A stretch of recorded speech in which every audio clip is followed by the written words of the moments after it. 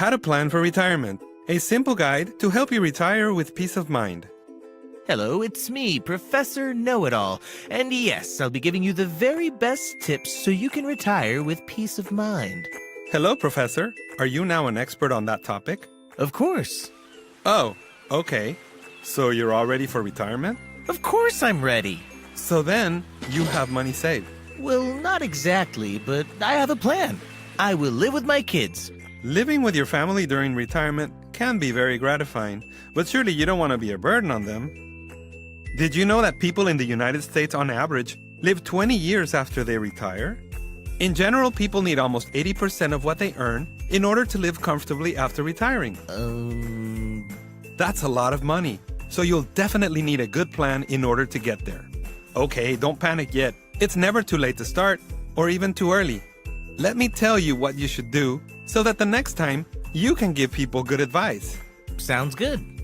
Professor, according to the Consumer Action Handbook, the first thing is recognizing the importance of saving for retirement. The three most common options are 1. Pension benefits offered by some places of employment. 2. Savings and investments started by you. 3. Social Security, which is the federal government's retirement plan. Now, if you're still working, find out if your place of employment offers a pension plan and how it works. Some companies also offer a 401k plan. 401 what? I've never heard of that truck, but mine is newer. I'm not talking about vehicles here. I'm talking about retirement plans in which if you save, your company will match a percentage of the contributions you make. Oh, that's like free money. Exactly. Sometimes you impress me, Professor. In order to plan well for retirement, you must consider what types of expenses you'll have, whether you'll work or not, if you'll have additional medical insurance, or if you'll have costly hobbies like traveling. There are many things to consider, so you may want to consult a financial expert for help. Yikes, I'm feeling dizzy. Professor, you can also ask for help and get tips from the following organizations: AARP, American Savings Education Council, Department of Labor, Securities and Exchange Commission, Social Security Administration. Oof, I'm feeling a little better now. Professor, this is about saving, not spending. Better yet, let me remind you to visit USA.gov or in Spanish at gobiernousa.gov, where you can learn more about all of this and other interesting topics for consumers. And remember, you can also order your free Consumer Action Handbook.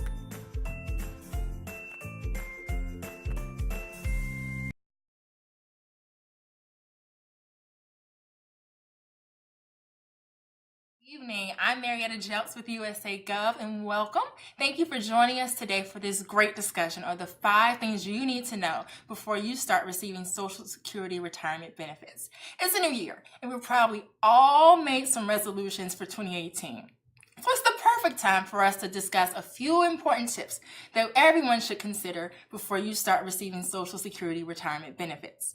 Now, before we start the discussion, I want to let you know that we are going to take questions from you out there watching. So if you do have a question, send it in, post it in the comments section under the video, and we'll answer as many of them as we can while we're here live, okay?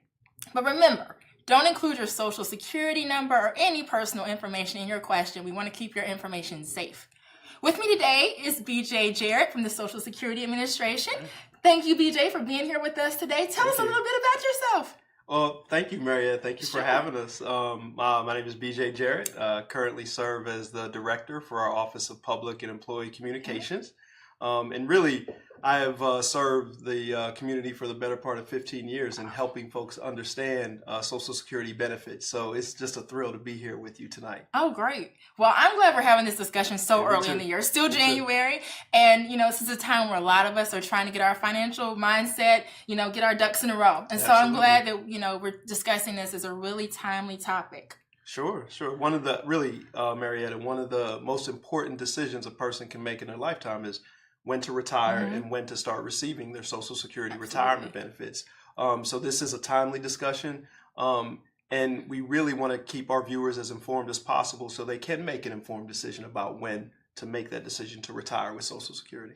It's a really good point. And, really thinking about it, the term retirement can mean so many things to so many different people, and it can be really overwhelming at some point. And, some people don't know what they need to know or what things they need to do. Where should someone really get started when they're thinking about, retirement benefits? That's a great question, Marietta. One of the things we like to think at Social Security is that it's never too early to start planning for a secure retirement. So, I'm 42. And so it's, I'm already thinking about what retirement is going to look like for me. And we want our viewers to do the same. That makes sense. So whether, you start receiving benefits early for a longer period of time, but at a lesser amount, whether you decide to delay your retirement benefits and receive a larger payment for a shorter time frame, that decision is a personal one. Absolutely. And several factors affect that.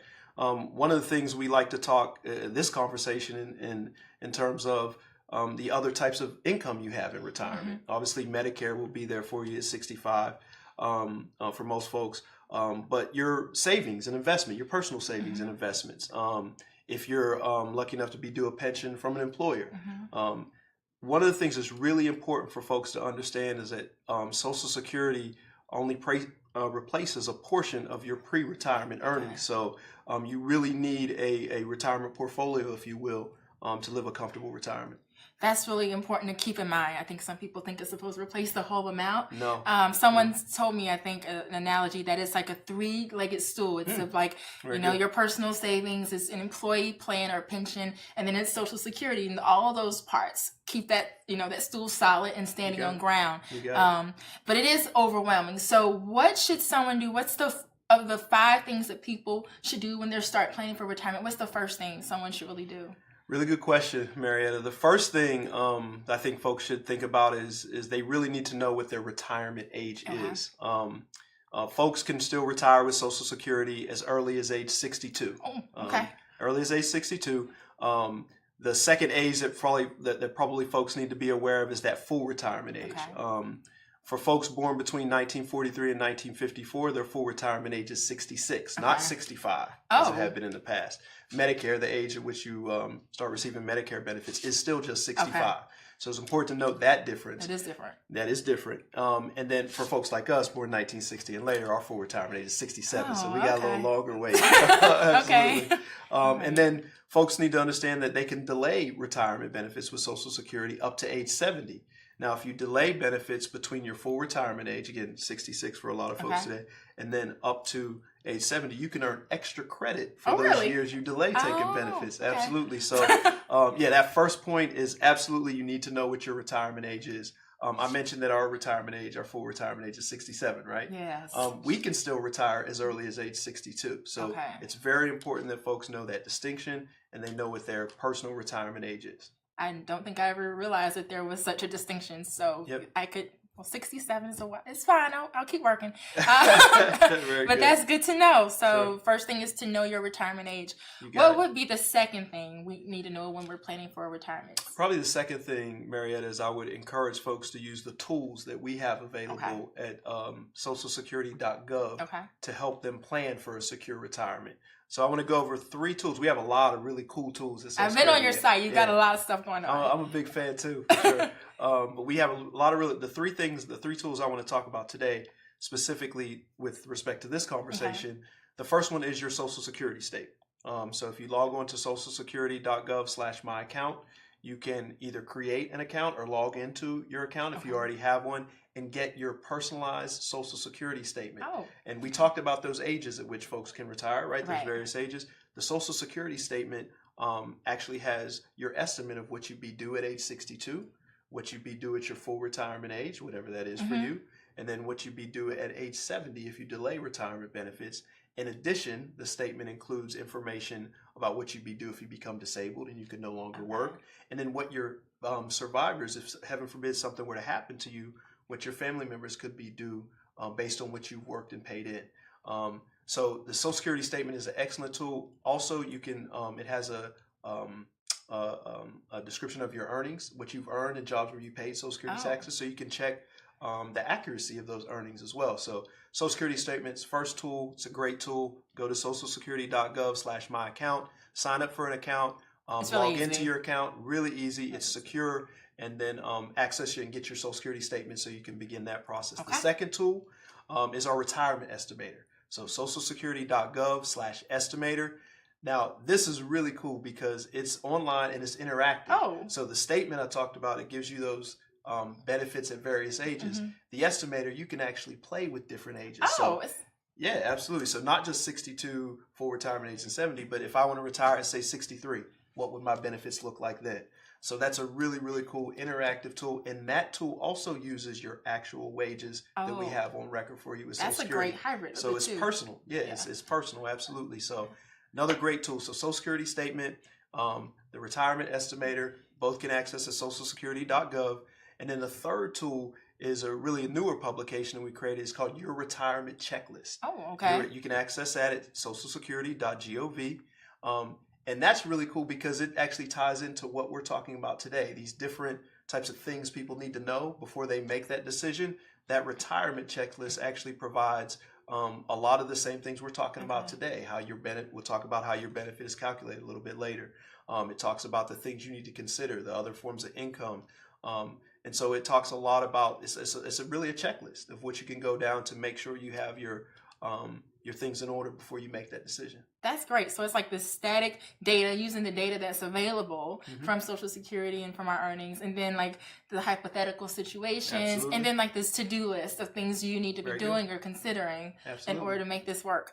Okay. Well, if you've just joined us, welcome. I'm Marietta with USA Gov, and I'm here with BJ Jarrett, the Social Security Administration spokesperson, here with us today, giving us a lot of great information about the things we need to know before we start receiving Social Security retirement benefits. So if you just joined us, I want to catch you up a little bit. The first thing you need to know if you're going to thinking about retiring is to know your retirement age.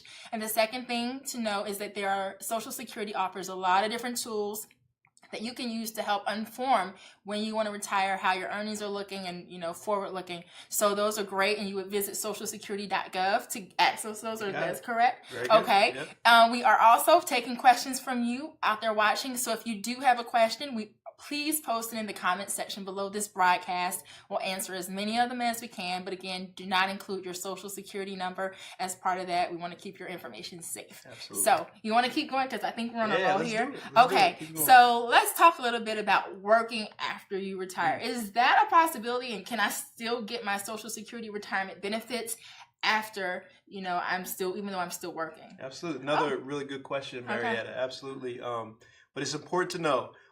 You can work while receiving your Social Security retirement benefits, but you are subject to an earnings limit if you retire early with Social Security. So we talked a little bit about that retirement benefit starting at age 62. One thing I didn't mention that I would like to mention about retiring early, it's a reduction in your benefit. It's not your full benefit, and it's a permanent reduction. Okay, so if you retire early, anytime before your full retirement age, really, so from 62 up to you, for using us as an example, 67. We retire anytime between those two ages. It's a reduction, and it's a permanent reduction.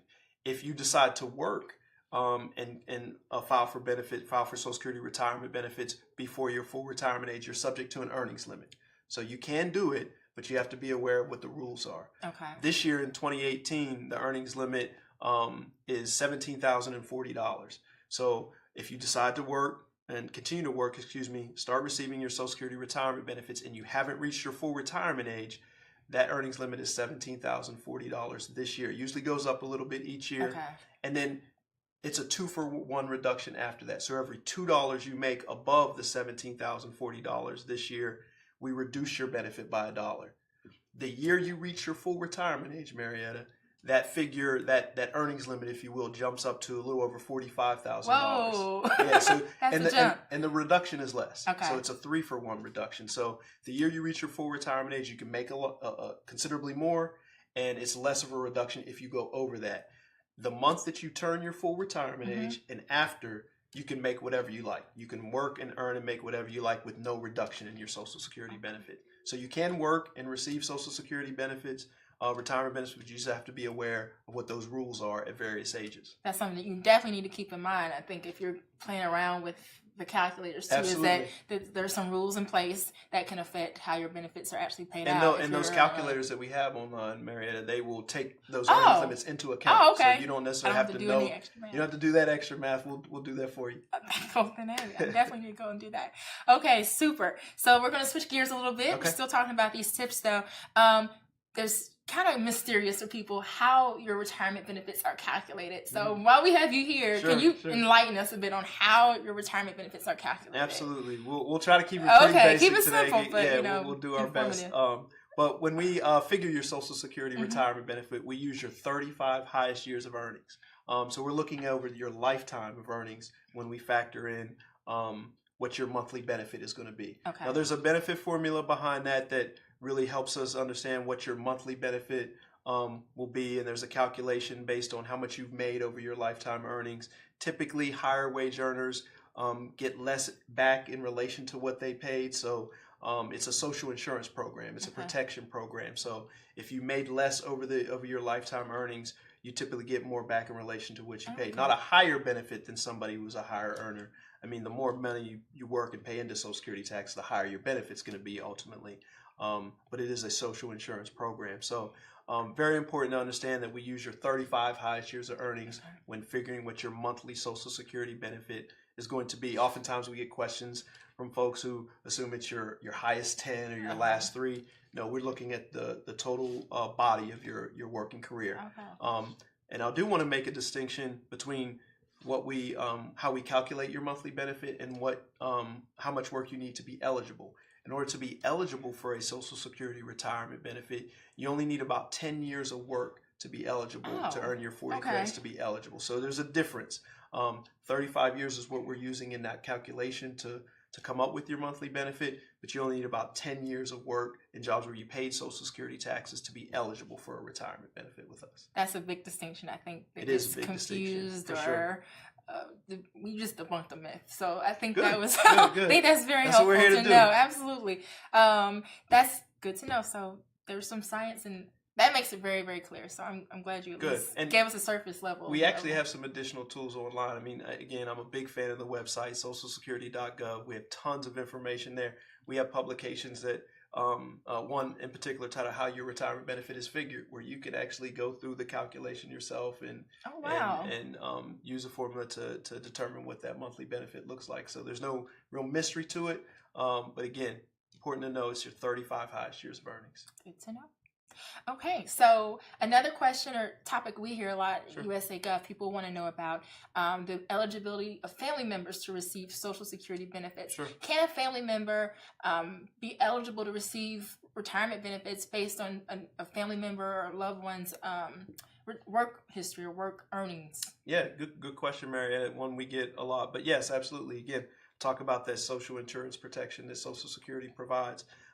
Yes, family members of the worker who worked and earned and had the 10 years of work in jobs where they paid Social Security taxes could be eligible. So a spouse, if you have a spouse who was a relatively low earner or didn't work at all through their lifetime, they could be eligible for benefits based on the work record of that spouse who did work and contribute. Okay. Usually it's about 50% or about half of what that worker's full benefit would be. But yes, a spouse could be eligible for benefits. Children, if there are minor children of a retiree, that minor child or minor children could be eligible for Social Security retirement benefits.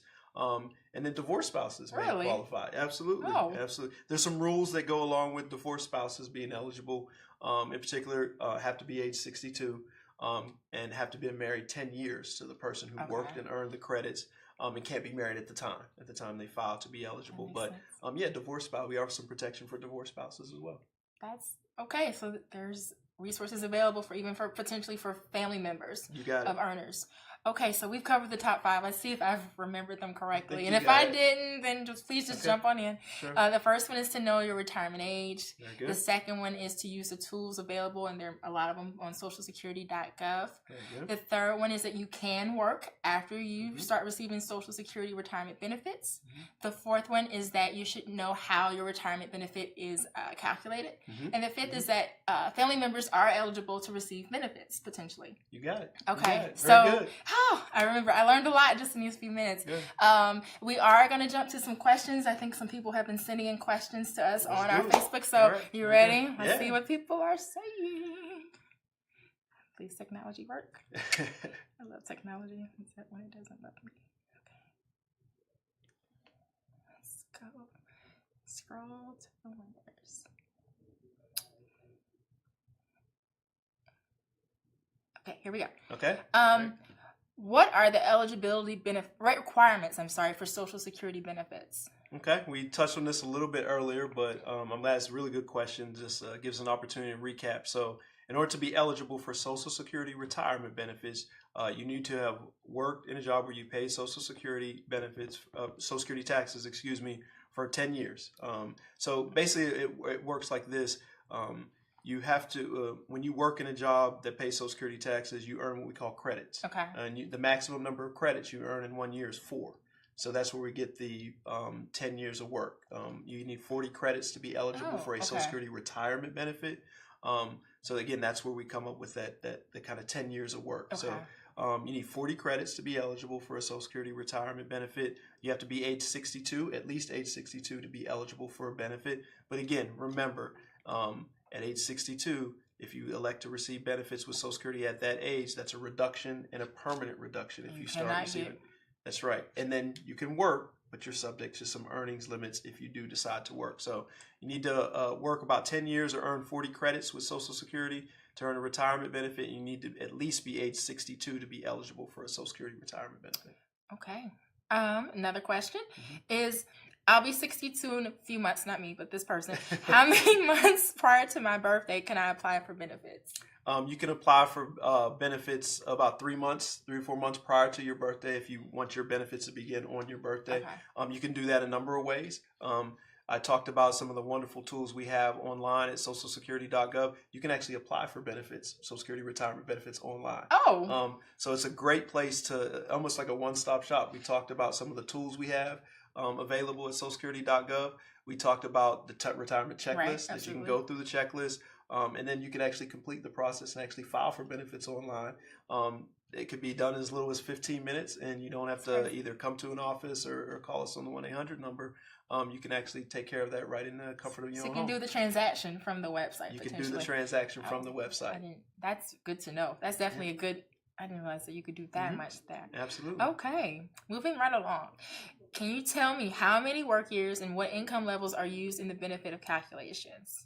So how many? Again, we touched on this a little bit earlier. You need a 35. We look at your full 35 years of work history with Social Security, and so if you have more than 35 years, we look at your highest 35 years when factoring in that your retirement benefit, or what your retirement benefit is going to look like, and that's what we're talking about. Your full retirement benefit. We're calculating what your full retirement benefit is. There is a calculation involved behind that, a benefit formula behind that. It's probably a little too complicated to go in depth for the purposes of this program, but you can find those resources online to be able to see how a benefit calculation is done. Absolutely. Okay. Yeah, but we're looking at your 35 highest years of earnings. Okay, and there's another question about about what about for someone who's self-employed? How does Social Security work for someone who's self-employed or so folks who are self-employed are still paying Social Security taxes, and so we're still looking at that 40 credits they need to earn. So the rules don't necessarily change for somebody who's self-employed. Folks who are self-employed still need to pay Social Security taxes in order to be eligible ultimately for a Social Security benefit. So we're still looking at about that 10 years of self-employment in order to be eligible for a Social Security benefit. Okay, that's good to know. Mm-hmm. Does a person need 35 consecutive years of work to be eligible for retirement benefits, or if they took a pause from the workforce? How does that work if there's a gap? Really good question. No, the years don't have to be consecutive. Okay. We talked about, we're just looking at your 35 highest years of earnings. One thing we didn't talk about a little earlier that I think this question brings to mind is if somebody doesn't have 35 years of work. So in that calculation, we're plugging zeros into that equation. So if you have 30 years of work, we're looking at your 30 highest years of earnings, or your complete 30 years of earnings, and we have to plug zeros into that equation to determine what your monthly Social Security benefit will ultimately be. But to the original question, no, the 35 years highest earnings do not have to be consecutive. We're looking at your 35 highest years over the lifetime of your earnings. Oh, well, that's. I think that helps a lot for a lot of people who took gaps or worked from home, or didn't work out of the home or whatever. One other example we didn't talk about a little bit earlier, but that kind of will help drive this answer home. Even if we talked about working after you start receiving Social Security benefits. If once you're full retirement age, you continue to work and those earnings aren't having an impact, we're not reducing your benefit because you've reached your full retirement age. If you continue to work and those earnings that you have later after you're receiving a benefit replace one of the 35 highest years we've already used in the computation, we will recompute your benefits automatically, and you don't really have to come in at all and do anything. We'll recompute the benefits automatically, and if there is an increase in your benefit that you're due, we'll send you that automatically. Oh wow, that's I would never think that adjustment would happen. So that's beneficial. Sure. Let's see what the next question is. They're coming in. How do retirement benefits differ from disability benefits? Great question. How do retirement benefits differ from disability benefits with Social Security? So remember I talked about you need about 10 years of work with Social Security retirement. 10 years of work and jobs where you paid Social Security taxes to be eligible for a retirement benefit with Social Security. With disability benefits, you don't need quite as much work. It depends on your age at the time. But the disability requirement is something that's different in that it requires us to make a determination on whether or not you meet our rules for disability benefits. So it's not just that you've earned the credits necessarily, but you also have to meet a very stringent decision with regard to whether or not you are unable to work and are disabled. So it's not just you having the credits you don't need as many, typically depending on your age, you don't necessarily need as many to be eligible for a retirement benefit with Social Security, but there's also a decision that has to be made with regard to whether or not you meet our rules for disability benefits. It's another level. And theoretically, can someone receive disability and retirement benefits at the same time? Or no? No, not typical. So let's use a hypothetical. Let's say somebody has applied for Social Security disability benefits, been approved, receiving disability benefits with Social Security, but then once they reach their full retirement age, that benefit shifts from a disability benefit to a retirement benefit. Oh, okay. Okay. And really it comes down to how they're paid and from which trust fund. We have two trust funds, the Old Age and Survivors Trust Fund, and the Disability Insurance Trust Fund. So once that person who's already receiving Social Security disability benefits, once they reach their full retirement age, we no longer pay from the Disability Trust Fund. Those benefits are paid from the Retirement Trust Fund, if you will. That makes sense. You guys are sending great questions in, so thank questions. you so much. Keep them coming, please. Yes. Next question up. When and where can someone get an SSA 1099? Oh, great question. So I mentioned mysocialsecurity.gov. You can create a My Social Security account with Social Security at socialsecurity.gov/myaccount. And just for background purposes, a 1099 is a confirmation of what benefits an individual has received from Social Security for the year. So that's something that we send out automatically to individuals who are already receiving benefits with Social Security. It just gives them proof of what they receive from us for the entire year. If they misplace it or if they lose it, they can create a Social Security account, go online, and get a 1099 statement right at their My Social Security account. On demand. On demand. Okay. You got it.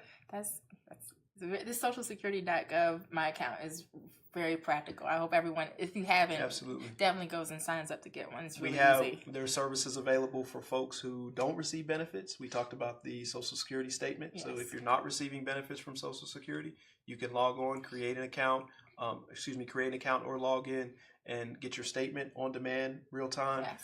For folks who are receiving benefits, you can get things like that 1099 if you lose or misplace it. So we have a little bit of something for everybody. For everyone, yes. I'm nowhere near receiving benefits at all, but I definitely but do. But I am checking my statement and checking in, so definitely. Very good. Okay. Next question: can someone get benefits off of their ex-spouse's record? Yes. So we touched on that a little bit earlier in the broadcast. So we talked about divorced spouse benefits. There are some stipulations that must be met.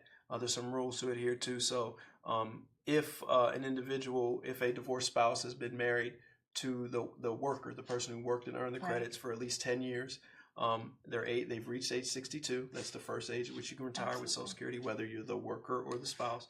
And then that divorced spouse can't be married at the time. Okay. They apply for benefits. But yes, an ex-spouse absolutely can be eligible for benefits based on the worker's record.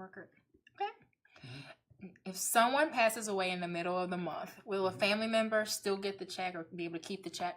That's a really good question, Mary. We get that a lot. No, typically, for a Social Security beneficiary who's already receiving benefits, they need to be alive for the entire month to receive the benefit check for that month. So if someone passes away in the middle of the month, they would need to return that month's benefit check to us. The family would have to. You got it. You got it. Switching gears a little bit, it's a little off topic, Okay. but you know Social Security, so I think you can answer this one for us.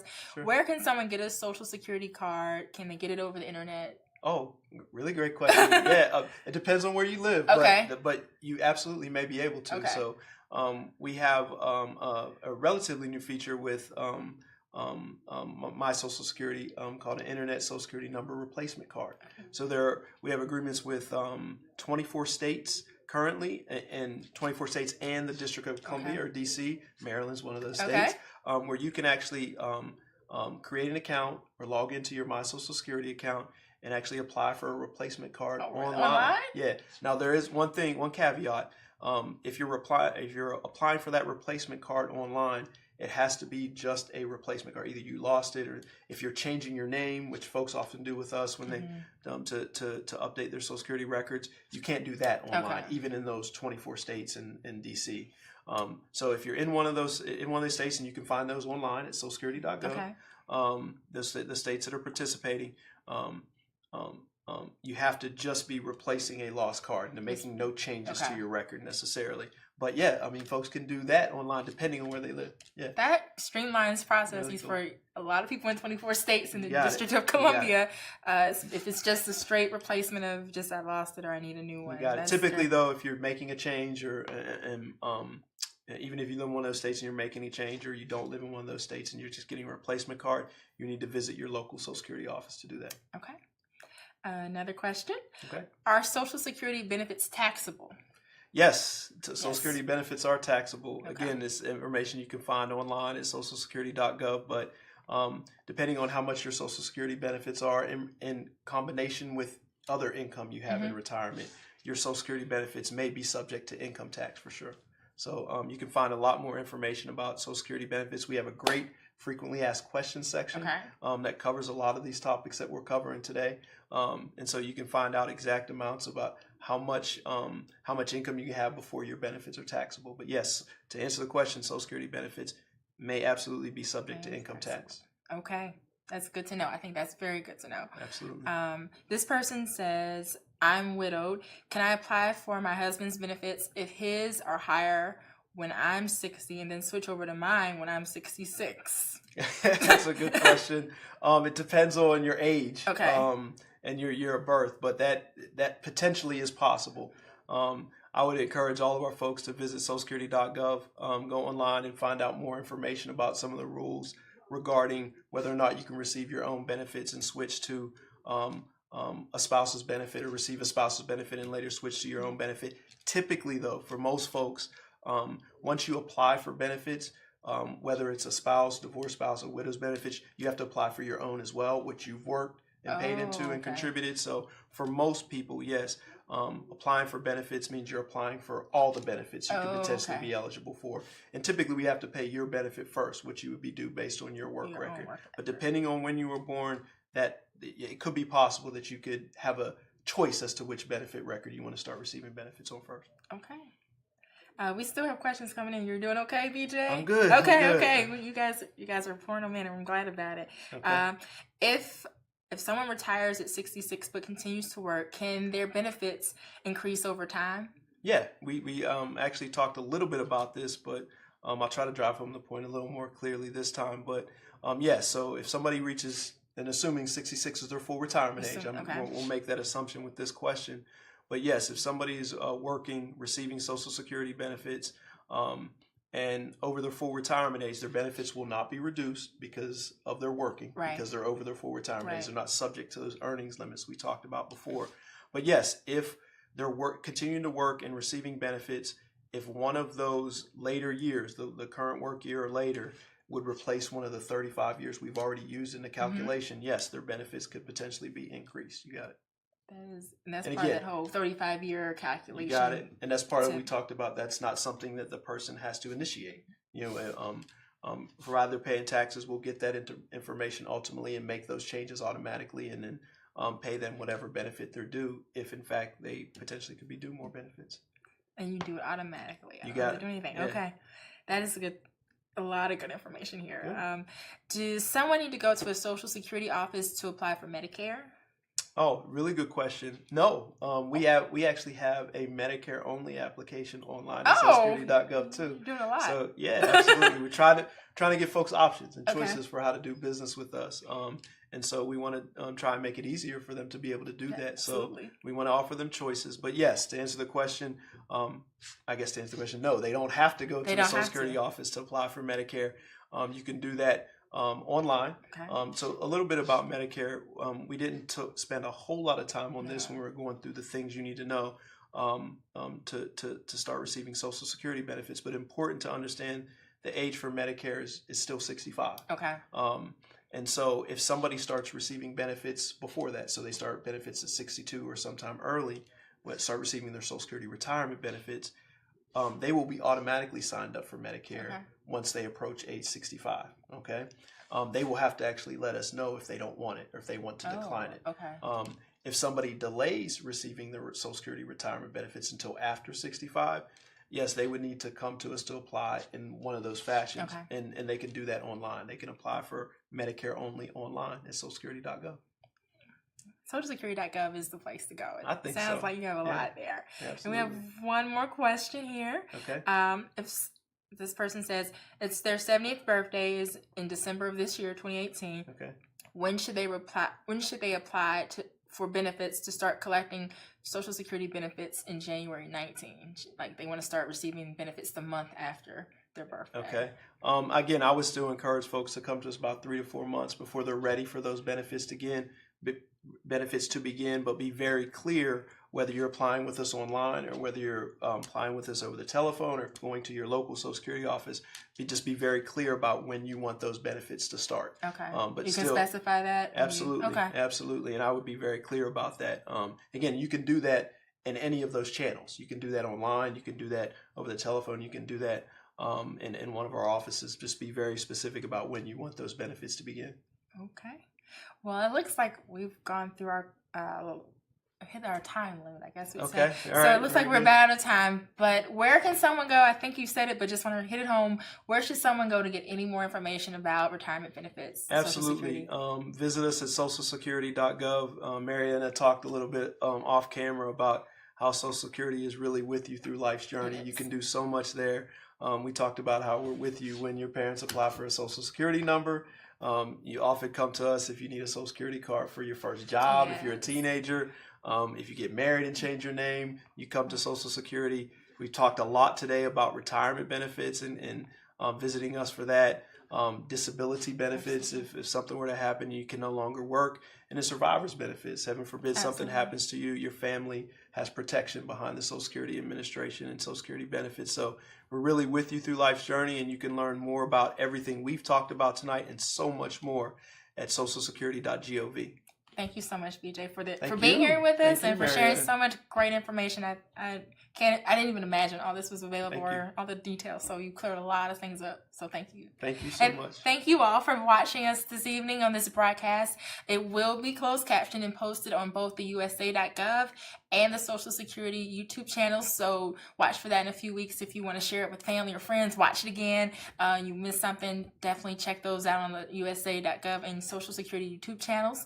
Please. And if we didn't get to your question while we were here live, we're still going to answer it. So check back in the comment section in the coming weeks. We're going to be tackling all the questions that you submitted. So don't think that we've forgotten you. We have not. We're going to get those answered for you. And if you have more questions about government things, maybe we talked about, retirement today, but if there are other government questions you have, other benefits, questions, anything, keep in touch with USA.gov. We have a lot of information available to you. We're here on Facebook. You can send us questions through our inbox or visiting our website, USA.gov, chatting, email, our toll-free number 1-844-USA-GOV1, and our other social media channels on Twitter, Snapchat, and Instagram.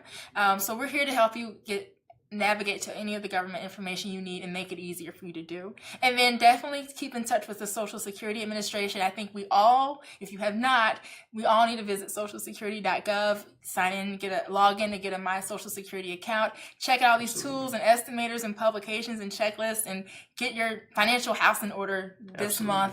You got a day left in the month, so do that. And then follow them on social media. At Social Security is their handle. They have a lot of great information that they can offer you there. So thank you so much for joining us, and we'll see you next time. How to plan for retirement. A simple guide to help you retire with peace of mind. Hello, it's me, Professor Know-It-All. And yes, I'll be giving you the very best tips so you can retire with peace of mind. Hello, Professor. Are you now an expert on that topic? Of course. Oh, okay. So you're all ready for retirement? Of course I'm ready. So then, you have money saved. Well, not exactly, but I have a plan. I will live with my kids. Living with your family during retirement can be very gratifying, but surely you don't want to be a burden on them. Did you know that people in the United States on average live 20 years after they retire? In general, people need almost 80% of what they earn in order to live comfortably after retiring. That's a lot of money, so you'll definitely need a good plan in order to get there. Okay, don't panic yet. It's never too late to start, or even too early. Let me tell you what you should do so that the next time you can give people good advice. Sounds good. Professor, according to the Consumer Action Handbook, the first thing is recognizing the importance of saving for retirement. The three most common options are: 1. Pension benefits offered by some places of employment. 2. Savings and investments started by you. 3. Social Security, which is the federal government's retirement plan. Now, if you're still working, find out if your place of employment offers a pension plan and how it works. Some companies also offer a 401k plan. 401 what? I've never heard of that truck, but mine is newer. I'm not talking about vehicles here. I'm talking about retirement plans in which if you save, your company will match a percentage of the contributions you make. Oh, that's like free money. Exactly. Sometimes you impress me, Professor. In order to plan well for retirement, you must consider what types of expenses you'll have, whether you'll work or not, if you'll have additional medical insurance, or if you'll have costly hobbies like traveling. There are many things to consider, so you may want to consult a financial expert for help. Yikes, I'm feeling busy. Professor, you can also ask for help and get tips from the following organizations: AARP, American Savings Education Council, Department of Labor, Securities and Exchange Commission, Social Security Administration. Oof, I'm feeling a little better now. Professor, this is about saving, not spending. Better yet, let me remind you to visit USA.gov or in Spanish at gobiernousa.gov, where you can learn more about all of this and other interesting topics for consumers. And remember, you can also order your free Consumer Action Handbook.